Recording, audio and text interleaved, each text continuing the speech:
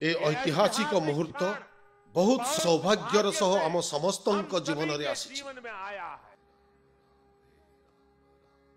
मु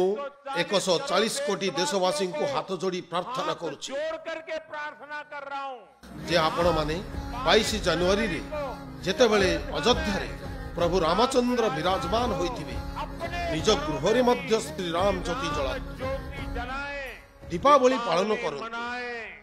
22 जनवरी संध्या समग्र हिंदुस्तान जगमग जगमग हेबा आवश्यक समस्तंक इच्छा जे 22 जनवरी हेबाकु थिबा आयोजन साक्षी हेबाकु निजे अयोध्या आसबा किंतु मो अनुरोध 22 जनवरी रे एक बार थरे विधि पूर्वक कार्य संपन्न हवा परे 23 तारीख परे आपणक सुविधा अनुसार अयोध्या आसंतु अयोध्या आसीबाकू